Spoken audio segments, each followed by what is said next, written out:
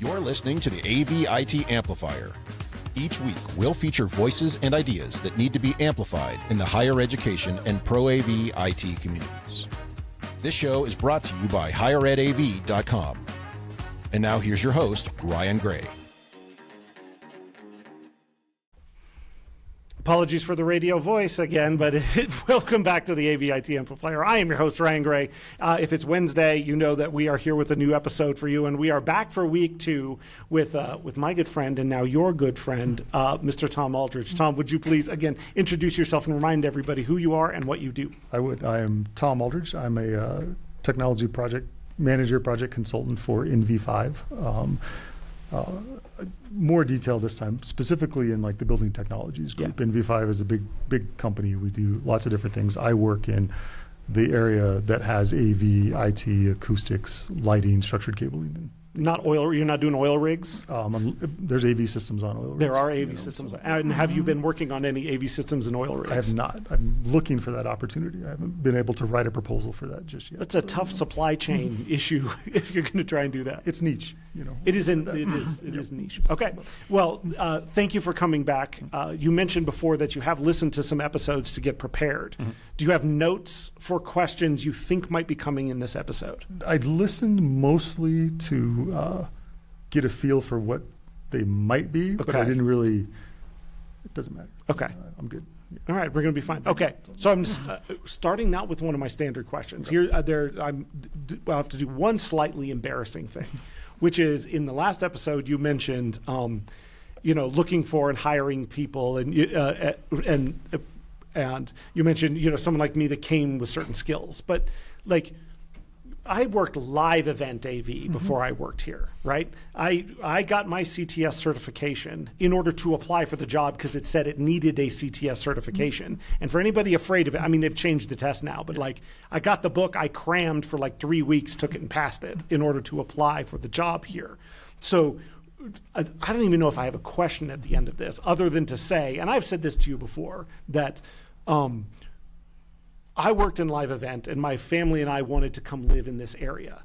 And there was, doing what I did, there's nowhere to work up here, and it was going to take someone who was not just was looking for someone with the ability to do what they needed them to do instead of the things they needed today. And I ran into that with you. So the first, it's changed the course of my family's life to be able to live here and move here. But I want to dive into that a little bit, which is looking for people with potential rather than the people that look good on paper. That idea of I want the best candidate on day 365, not on day 1. Where did that come from? How did you develop that sensibility? Was that something that you'd experienced or something that you thought, I don't have any choice, I've got to go down that road? It's similar to an answer from the last session in trial and error. Yeah. Learning how to hire people is it's a thing that you don't learn until you do it, and then manage people and things like that. But it's funny. Maybe we'll get to it through the course of this conversation. But I still use them. But over the course of working in higher ed, I developed philosophies, ideologies, things that I would do, and they would usually work. It would usually pan out, like stick to your intuition, stick to what's going to work. And I always had one that I would rather hire the right person, a good person for a position for a short amount of time than a bad person for the rest of their career. And that's a thing that's hard to do. And what I mean by that is you don't want to put somebody in a situation that they're not right for. And that doesn't just hurt you, that ultimately hurts them, and they might not be everything they could have been, everything they could have strived, everything they could have striven. Yeah. But in certain examples, in certain cases of yours, it was definitely the mind for aptitude, mind for a thing that I will steal from you. The first thing you have to do is care. And you can usually tell in an interview if somebody cares. You can get to that level to go, this person cares. They want to learn. They want to be given more responsibility, and sometimes they don't, and that's okay, because a person that's, clear about that up front makes your decision on hiring them even easier. And there's different roles for different positions. But hiring someone that cares, and over the course of an interview, it's a crapshoot, it really is. But ask leading questions, ask things that you want answered. I think I got into a habit of the experiential interview, and I think it's a good thing to do where, you're a finalist for this in the world of, post-COVID and Zoom interviews and stuff, and maybe it's a lost art, I don't know, but I think a lot of people benefit from it. Come on site, and we're going to walk around, and I'm going to see if you actually know what these things are, if you actually know what these spaces are. I'm going to pay attention to if you open doors for people. I'm going to pay attention to whether or not you say hi or smile if other people are walking by. And that's the whole, experiential interview that works. Sometimes you don't need to do that. If it's task-based and someone just wants to do that, it's cool. But if you're looking for someone who wants to advance, or you're looking to hire someone into a position to take so much off your plate because you need somebody else to do it, that's the way to look for it. Well, I'm glad you brought up the experiential interview, and this is a question for Nick Rickman's benefit. Would you say that the V-neck sweater I wore on the day of that interview helped or hurt my cause?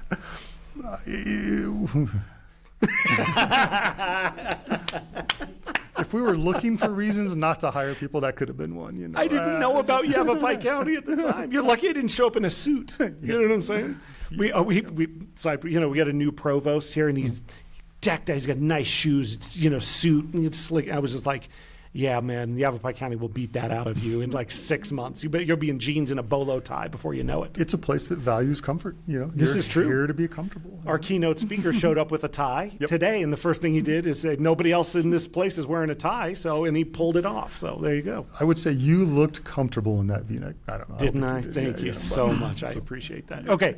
All right. So let's, everyone is now familiar with the concept of the multiverse because it's been popularized. So if in some other fracture of the multiverse, you don't end up working in technology in any way, what do you think you would have been good at or enjoyed doing? I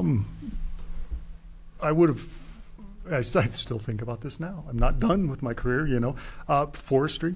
My dad is a retired Forest Service. He was a ranger for a lot of years. My brother is an engineer, and I ended up going into a very similar field. We both fell far from the tree in the forest in that.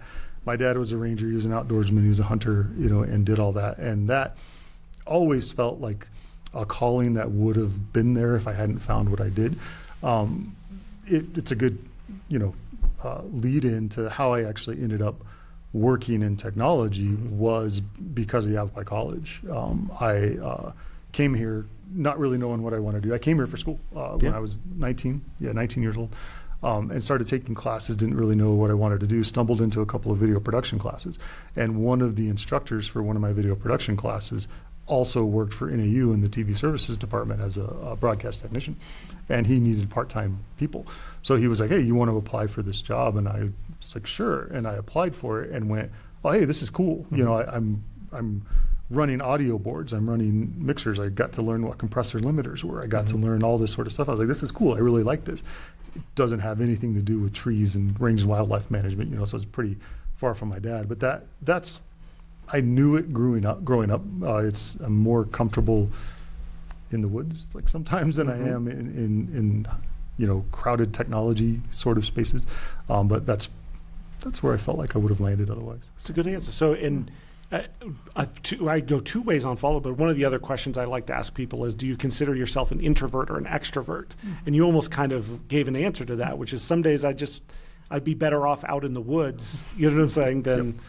I am the offspring of a big-time introvert and a big-time extrovert. My dad is very much introverted. My mom is very much extroverted. I think I'm an introvert who has learned to be extroverted. I will refer to someone who's in the room, Chris, in one of the previous ones talking about Toastmasters. I never did. Actually, I did. I did do Toastmasters when I was young. I did like 2 sessions of it. But I was so horrified by public speaking, bad anxiety, shaking, turning red. things like that. That in college at NAU, when I was pursuing my degree in electronic media, I minored in speech comm. I made myself go down a path where I had to get in front of people. I had to learn to speak. I learned to have to speak intelligibly and intelligently, and do it without being afraid. It still isn't fun. I don't seek it out, but I think I was able to create the skill set to turn it off and turn it on and go, this is okay. Given preference, I'd rather be introverted, but it's all right. Well, I like the way you say, because most people say, oh, I'm an ambivert, I'm a little of both. And I go, well, yeah, duh, we all are. You know what I'm saying? But you say, I'm an introvert that's learned to be an extrovert. So that is, there was an active process involved, not just having to do it, like to recognize that about yourself and have plans to, to build out that other part of you. Yep, it was interesting, like trying to go down that path, and it did have to do. I was in student council. Another shout out to one of Chris's interviews there, our podcast. I was in student council stuff in high school, but I went to a very, very small high school. Yeah. Anything you wanted to do, you were encouraged to do because they needed people to do it. So I played basketball all 4 years. I was on student council, did things like that. So I got to be involved in things, but it was always anxiety, generating. And I went, I don't like that. I don't like being scared. So I was like, I'm going to pursue tools to help me get over that. So. And as is fun, where did you go to high school and what was the graduating class? I went to high school at the south rim of the Grand Canyon High School. I was in the top 16 of my class because there were 16 people in my class. So, well done on that. See, we got an applause line in on that one. 30 years ago today, I graduated. That just popped into my head. 30 years ago today? 30 years ago today. I walked across the deck at the back of the El Tovar Lodge, if anybody's familiar with the south rim of the Grand Canyon. That's where my little class sat, and we did our graduation. They had graduation at the El Tovar. That's awesome. See, that's a pretty good spot to have your graduation. Pretty cool. With the Grand Canyon as the backdrop? My hat is still out there somewhere. Oh, did you throw it in the canyon? Well, the wind caught it. That would be littering if I did it on purpose. I did not do it on purpose. Well, as the child of a Forest Service person, I'm sure you would never deign to leave something in the forest. But yeah, that was June 3rd, 1994. Well, congratulations. That's awesome. Cool. All right. Serious question for you then. Do you believe people are generally good with a proclivity for evil or generally evil with a proclivity for good? This is the devil on one shoulder, the angel on the other sort of question. It's funny. I think I can only speak for myself. And the reason I can speak for myself is, there's a devil on one shoulder, demon, and an angel on the other. But there's a head in the middle that needs to decide which one is going to be utilized at any time. And I think that is kind of what it is. I think people are generally good. Most people want to work hard. Most people want to make other people happy. You get joy out of making other people happy, and that's what I think is the case.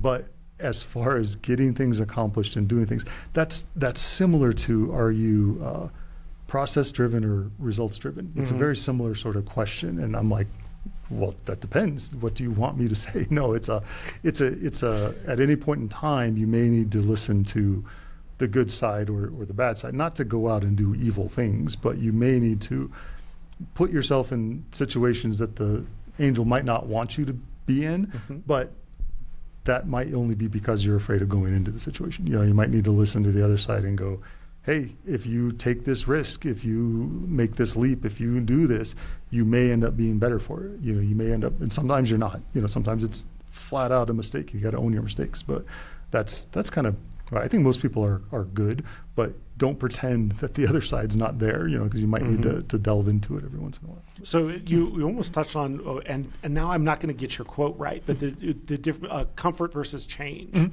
And you talked, in the time that we worked together and since talked a lot about that. And I know that's not really an evil, whatever, but the idea, I like that idea of like, you may have to put yourself in a place where it's that devil side because you're pushing a comfort level, and that angel side is leading you to choose comfort over change when necessary. Yeah, it's change versus comfort. Yeah. We run into a lot of change versus comfort decisions in our lives. Everyone does, and it's change is scary. Comfort is fine unless it leads to complacency, and those sorts of things. And change versus comfort moments hit you all the time.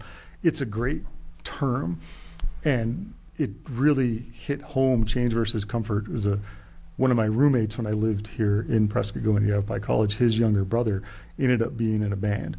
And the name of their band was Change versus Comfort. And I went, that is the greatest band name ever. And in talking to him and a group of his friends from Prescott, Arizona, picked up and moved to Seattle, Washington. And 4 of them did it together. And he was like, that was a big Change versus Comfort moment. And that's when it keyed, hey, that's a great name for a band. And they also happen to be bandmates, and that's what they did. They're not famous rock stars now. Change versus Comfort doesn't have a lucrative recording career, but I thought it was a great term. I'm like, yeah, lots of opportunities that present themselves to you are Change versus Comfort moments. So nice. Well, that's a lesson that, I think anyone, I'll try and not do this too much, but anyone who's worked here or worked with you, has learned a lot from the way you've talked about that and encouraged people. So I appreciate that. What is the highest height you've ever jumped from? Intentionally? No, that would either be fall. way. Otherwise, wouldn't it? No. That's true. That is 2 different questions. All right. I probably, man, I have to think. I don't like heights, so I don't usually climb up to seek them, but 65 feet. Wow. Probably. Like Lake Powell, like adventures in my youth, like I didn't have a tape measure, but just thinking, I used basketball hoops as a scale. So I'm like, yeah, it's probably 6.5 basketball hoops up, into the water. It was at a spot where I could clearly see the bottom and knew how deep it was. Other than that, I'd be like 5 feet. I can't do it if I don't know what's in there. I don't know if I could jump off 65 feet. I mean, maybe when I was younger, I could have done that. If I did it now, it'd be the end. Yeah, no, that would. That'd be it. So. Yeah, you and I are a little more gray than the first day we met each other, too, by the way. Holy buckets. So that was a long time ago. So. Yeah. Any other stories about Lake Powell that you'd like to share? Or no other ones for the audience? No. Grand Canyon stories, things like that. That's in the right. past. Yeah. I'll tell you all later. There's a good one. Okay. Okay, so if you were to have a house fire, what do you need to grab before you get out? My 2 dogs, my cat, my tortoise, and that's the wrong order. My wife, my 2 dogs, my cat, and my tortoise. Living things, because stuff can be replaced. Yeah. And my wife and I had this discussion. We have it every year this time of year where we live in Prescott, high fire risk community, and things like that. The upside to what's transpired lately is I scanned a lot of old photos and things like that, so I have them. They can go with me. I might lose the physical photo, but the digital version of it still exists on my phone or in the cloud or something like that. There's that, but yeah, the living things in my house I would grab to get out, because everything else can be replaced. So. I love that answer, and you're very practical. And I agree that idea that like the things that we used to say are irreplaceable can be backed up and digitized, and bring those parts of our life.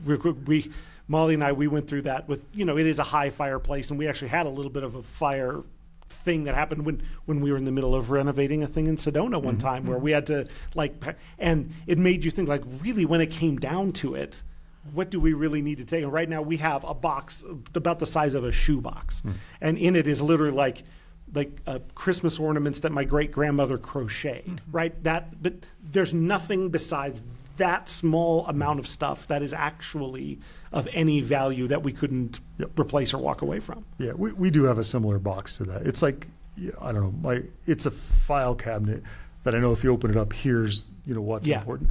But that is interesting, like the physical stuff from the past. We don't need to go on a tangent here, but my parents have stuff. They find joy in stuff. They have a lot of big property, and they have a lot of things, and those things make my dad happy, make my mom happy, and stuff like that.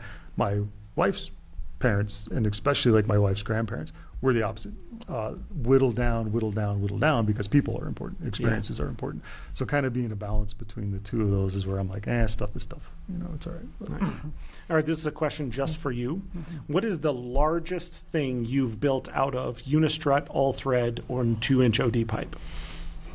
It's a combination because I used multiple things, including wood. Okay. But I spanned 2 trees in the backyard and built my kids a swing set using 1.5-inch pipe, all thread, and basically a clamping mechanism to not mess with the trees, because I didn't want to drill holes in or do anything like that to the trees. So I used all thread and unistrut to create a clamping system around the trees, and then used a wood platform at the top, and then hung the swings and stuff down off of it. I don't know if it's the largest, but I definitely engineered that thing. Like I sat and built it, and I would have other like dads come over. That's a nice swing set, you know. And I'm like, yeah, don't you like how it's, you know, between the two trees, and I didn't kill the trees and that, and it was because of here, you know. I learned how to do all that sort of stuff. I'm like, there's something so awesome about the thought of your kids having a swing set made out of strut and the stuff that you engineered, because that is something you definitely love to do. And when we moved away from that house, I took it apart. It went with us, and you could never tell it was there. There you go. Awesome. So,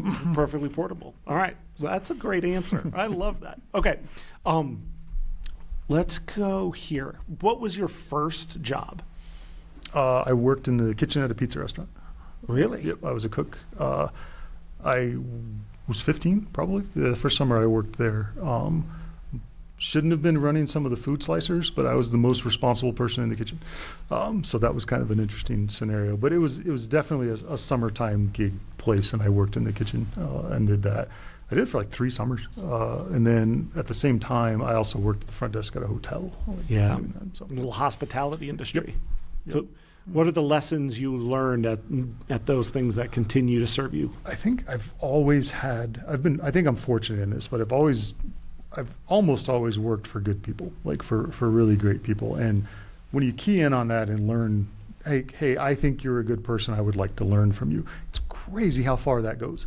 It's amazing how far that goes. And the owner of the restaurant, you know, he had a hard time with restaurant staff turnover is high, and those sorts of things. And I was a high school kid who always showed up on time, always stayed late, like if required. This was just in the summer, and just got pulled aside multiple times and like, you're awesome, like you're great, and do not be working here, you know, in 3 or 4 years, because you need to move on and do more things.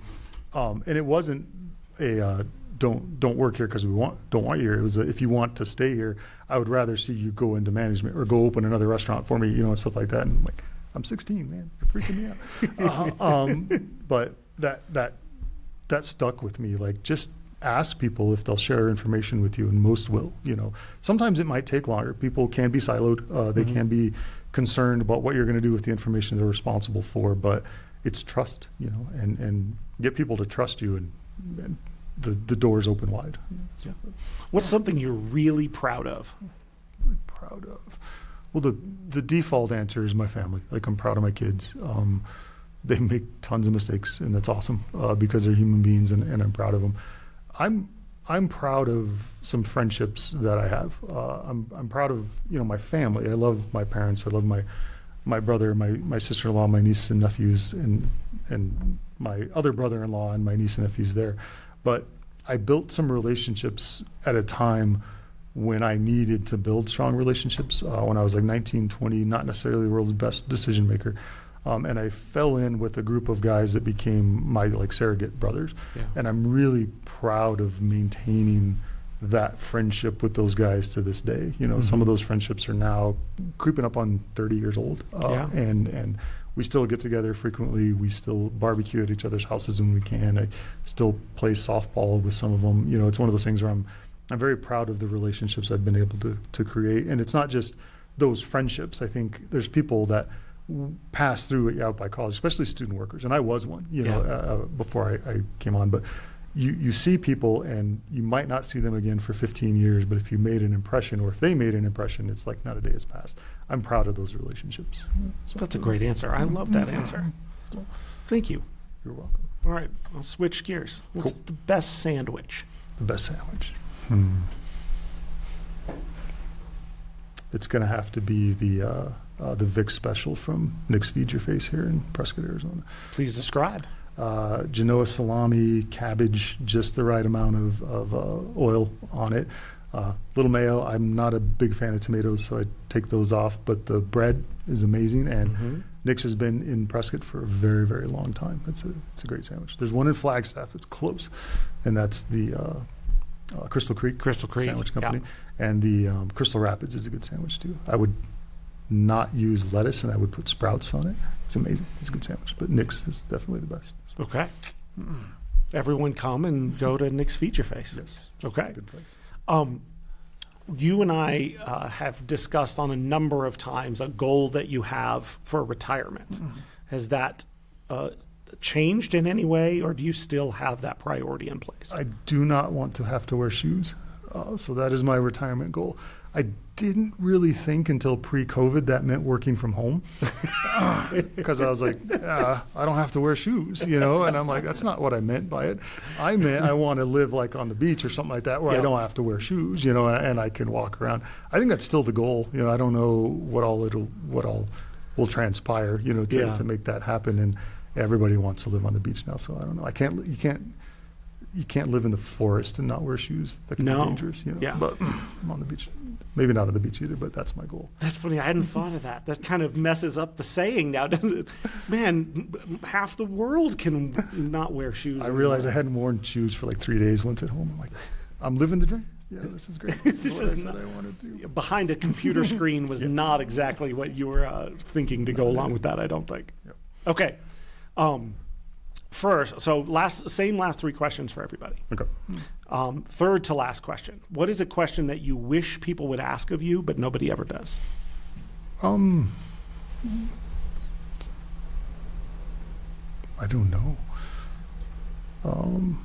I think people feel comfortable asking me questions, so maybe I don't have that. Well, why do people feel comfortable asking you questions? Because I don't know, because I'll listen, like I'll try to give an honest answer. I don't know, like I wish people would ask me. I think everybody just asks me what I want or what, I don't know. You stump me. I don't know how to answer that. So, but I would like, you said, because I'll give an honest answer.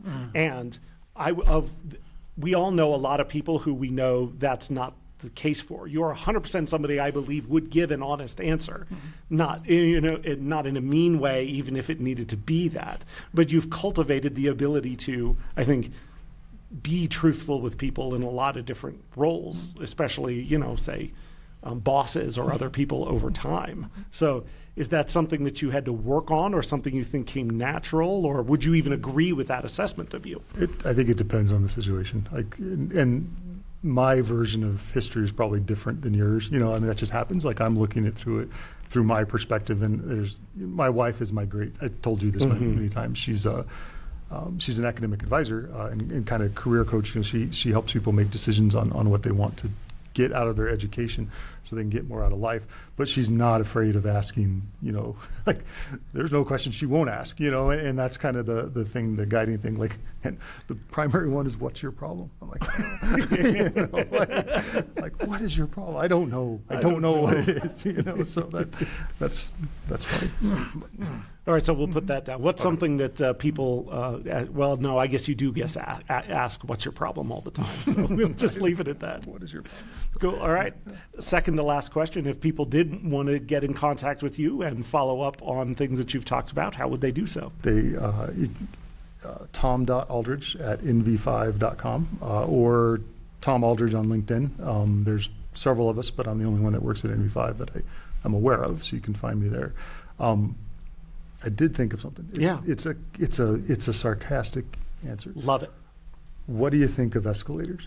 Yes. And that was in my head during this whole conversation to go, there's a comedian, anybody here that worked for me at YC that's in the room know I've said this before. There's a comedian, the late great Mitch Hedberg, and Hedberg passed away, but Hedberg had a joke, and he said, an escalator can never break. It can only become stairs. You should never see an escalator temporarily out of order sign. You should just see a sign that says temporarily stairs. Sorry for the convenience. And that has actually been a driving factor in how I design things and how I think things. Just because I designed it to work in a certain way and it doesn't work that way doesn't mean it doesn't work. And that's what I really took out of building escalators. I'm like, if you're going to build technology solutions, try to build escalators. Yeah. That way, if it doesn't work exactly like you thought it was going to, the people using it can still make it work, and there's nothing worse than getting stuck on an escalator. It's just terrible. You need help, but yeah, that'd be good. What do you think of escalators? I think they're great. Yeah, it's good. Everything should be an escalator. So. I love that. And the tag at the end is always that we apologize for the convenience. You know what I'm saying? Is a perfect, all right. Well, that's not a bad show title. Okay, well, then live audience, thank you for listening in. This is kind of weird to not like take questions from the audience. There's like people staring at us the whole time. It's kind of strange. I don't know. I'm used to it. That's true. All right. All right. Final question. So old-time newscasters would have a sign-off phrase like good night and good luck, or the sign-off of Saturday Night Live weekend update. You know, people had their drop the mic catchphrase for the end of their thing. So what is the Tom Aldridge drop the mic catchphrase? Take care of yourself because I want to see you again. That's a good one. Thank you very much. You are welcome. Tom, thank you for being with us. Thank you, audience, for being with us. Thank you. And that's a wrap. Thank you for listening to the AV IT Amplifier. Join us again for next week's episode when we'll welcome a new guest who you'll want to hear from. We promise. Your host has been Ryan Gray. He's on the tweeters at Ryan_A_Gray, or find him on LinkedIn to connect. Please subscribe and give the show a rating and review wherever you get your podcasts. This show is brought to you by higheredav.com. The views expressed here are not necessarily those of our respective institutions, employers, or sponsors. Everyone hang in there, go easy, and we'll be back next week.